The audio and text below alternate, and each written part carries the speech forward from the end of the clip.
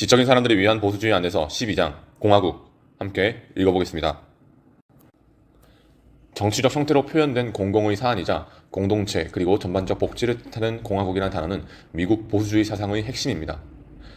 7대 부통령을 역임했던 존 카루는 우리의 정부는 공화국이고 절대적 민주주의와는 대조적 형태의 헌정체제적 민주주의다라고 말하기도 했습니다. 미국 정치의 선조들은 헌정체제의 견제를 받지 않으며 소수를 보호하지 않고 대의 제도가 없는 정부, 단순한 수적 다수결의 정부를 의심스럽게 바라보았습니다.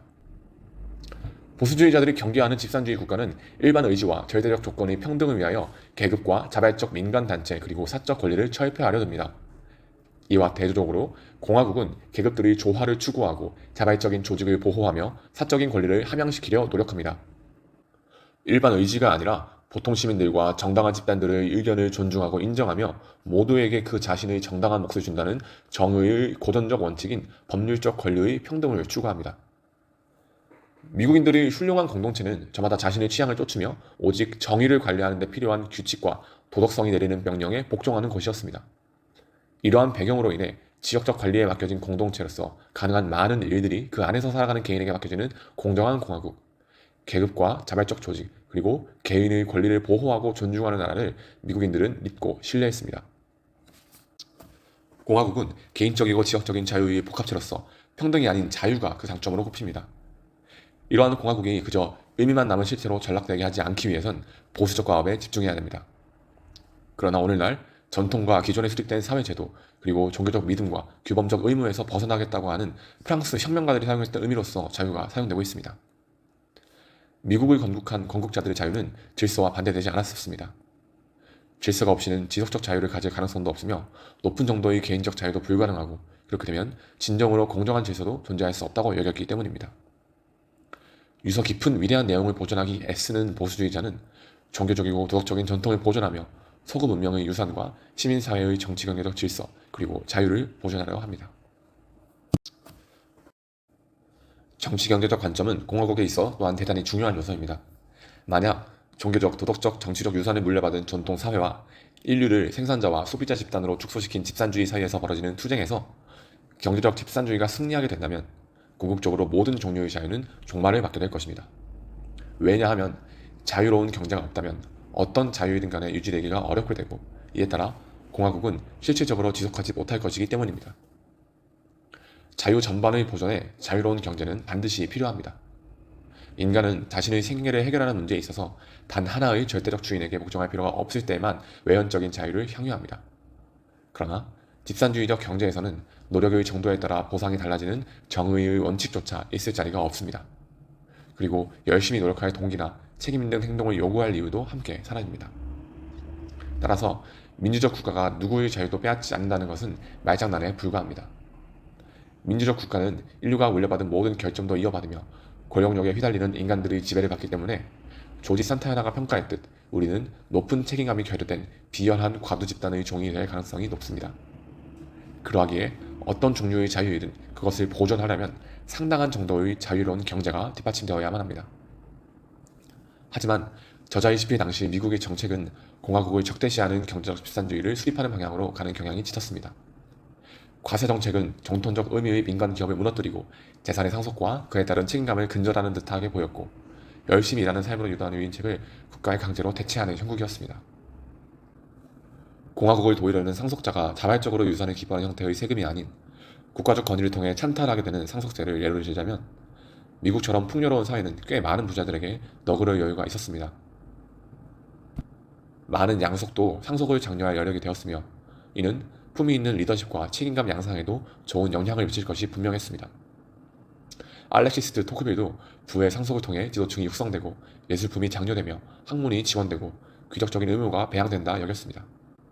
그러나 상속세는 몰수에 가깝게 책정되어지고 넉마에서 부를 이루고 다시 또 넉마로 돌아가는 작은 부자들만 양산하게 만드는 형국이 되었습니다. 부를 물려받은 사람들이 공동체에 책임감을 느끼듯 근면과 사리추구 그리고 사적인 사회는 사람들이 책임감을 느끼도록 돕습니다. 무책임한 경제생활이 정치생활에 그대로 반영된다면 위험합니다. 공화국은 건국 초기의 도덕적 사회적 자본만으로 영원히 유지되지 않기 때문입니다. 따라서 책임감은 힘겨운 교훈, 사적인 위험과 책무, 인간적 교육과 종교적 원칙, 그리고 물려받은 권리와 의무로서 형성됩니다. 한편 공화국의 정돈된 자유를 보호해야 한다는 책임감은 경제적 통합과 실정법의 작동만으로 감싸되진 않습니다.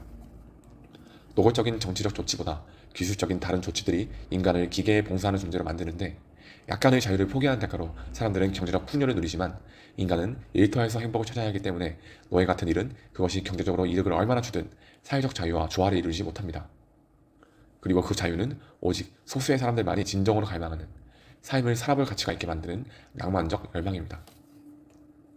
적은 수의 사람들만이 진정한 책임의 소명을 갖지만 자유와 책임감이 약화되는 오늘날 정치 경제적 영역에서는 습관적으로 주어지는 자유와 수많은 사람들의 안전이 사라집니다.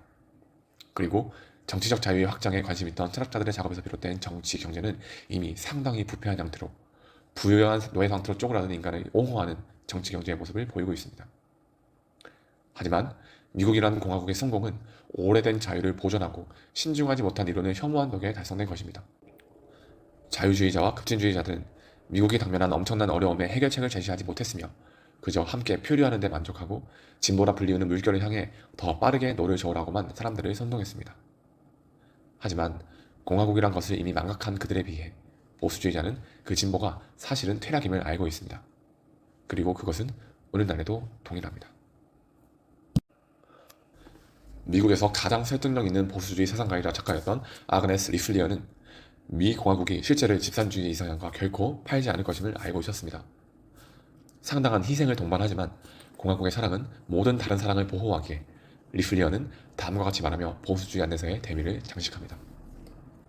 만약 애국심이 너무 광범위하게 선을 베풀려는 감정이 되어버려서 사람들의 왕이나 국가 같은 구체적인 대상을 위해 기꺼이 살거나 죽으려 들지 않는다면 맹목적이면서 강한 개인적 충동으로부터는 성적 사랑만 남게 됩니다. 그런 사랑은 트로이를 불태우긴 했으나 로마를 건설하지 못했고 마그나 카타를 만들 수도 없었으며 미국의 헌법 또한 제정하지 못했다. 그러나 오늘날 애국이라는 말은 조금은 구시대적인 단어가 되어버렸습니다. 자신의 국가를 진심으로 사랑하고 그렇기 때문에 자신이 해야 할 의무를 다하며 부당한 것들에 눈 감지 않는 정의로운 자들을 찾아보기가 갈수록 어려워지는 것 같습니다. 그러나 우리는 공동체, 나아가 공화국 안에서 태어나 존재하며 성장하는 사람들입니다. Republic of Korea, 대한민국 공화국은 무엇이 필요할까요? 먼저는 보수주의자인 바로 당신이 필요합니다. 산적한 과제들이 많은 오늘날 단 3가지를 위해 당신이 필요합니다. 자살하지 않는 공화국, 개척자가 생기는 공화국, 빼앗겨버린 반도의 북쪽을 되찾는 공화국, 당신과 나의 자랑스러운 우리 대한민국 공화국을 위하여 공화국을 향한 사랑으로서 우리 서로 사랑합시다. 지적인 사람들을 위한 보수주의 안에서 12장 공화국이었습니다. 청년의 웃음을 메이커 청년정책 포럼입니다.